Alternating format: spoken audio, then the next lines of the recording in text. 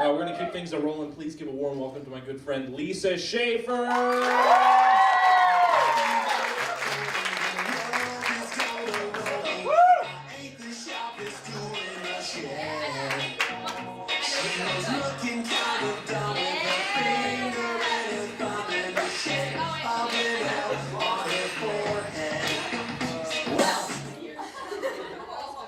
How's everybody doing? Oh, thanks.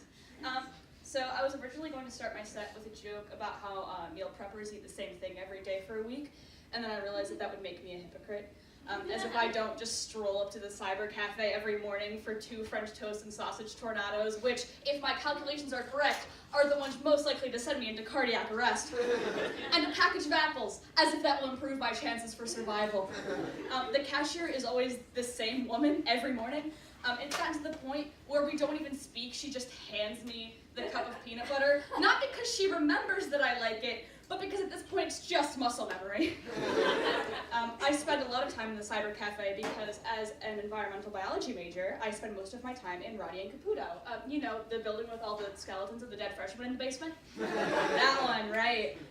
Being an upperclassman in like a less common major, you know, a bio major at this university that's not medical, I have most of my classes with the same 10 to 20 students every semester. One of the students is my roommate, who's here. Hi, Lauren.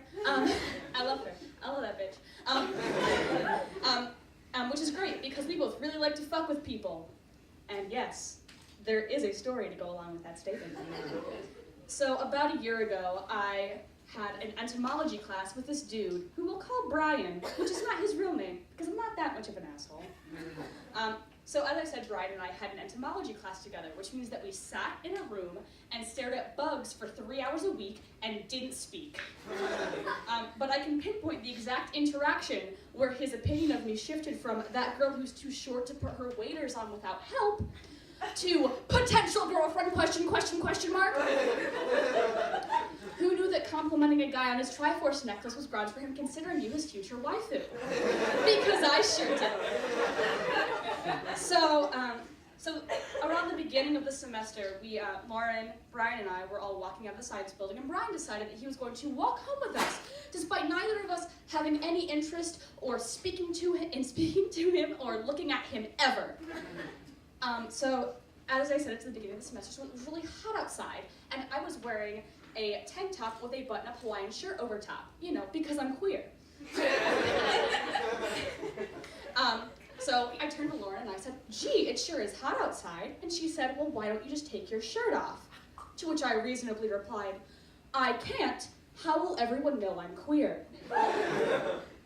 At this point, Brian, for some fucking reason, thought it was appropriate to chime in with, well, I wouldn't say that Hawaiian shirts are necessarily queer, and that's where I cut him off.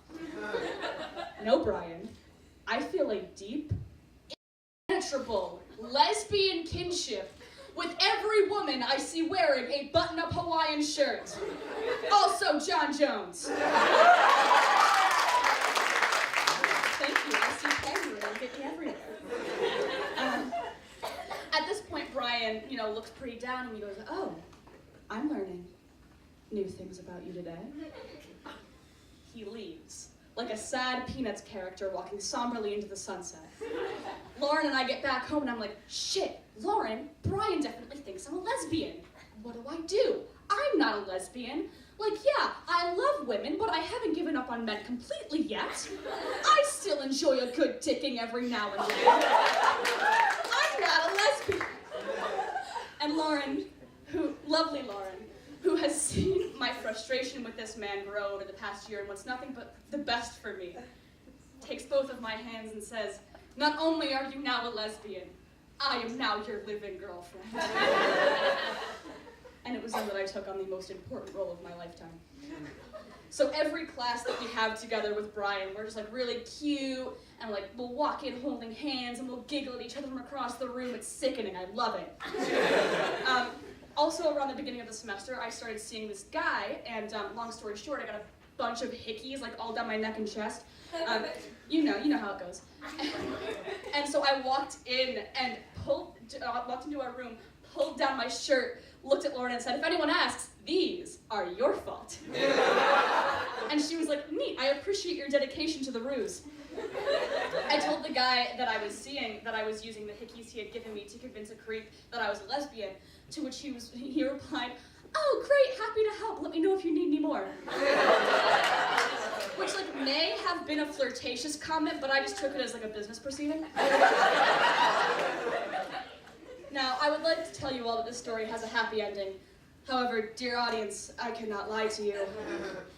It is my regret to inform you that as of my present-day interactions with Brian, I know one of two things to be true. Either he has no idea that Lauren and I have been pretending to be lesbians in his presence and is just oblivious to the entire thing, or he thinks that we may truly be lesbians, but has decided, hey, I think I can change that. And has gone full steam ahead on the flirting front. And quite honestly, I don't know which is sadder. The idea that he's just been oblivious to us this entire time, or the fact that he thinks that he, this shaped like a morose sack of sand, gonzo-looking motherfucker, thinks he could be the one to turn me. So, again, I ask of you, dear audience, to take a moment with me and pray for Brian. That he either gets smart, or please, dear God, get a fucking grip. Thank you very much.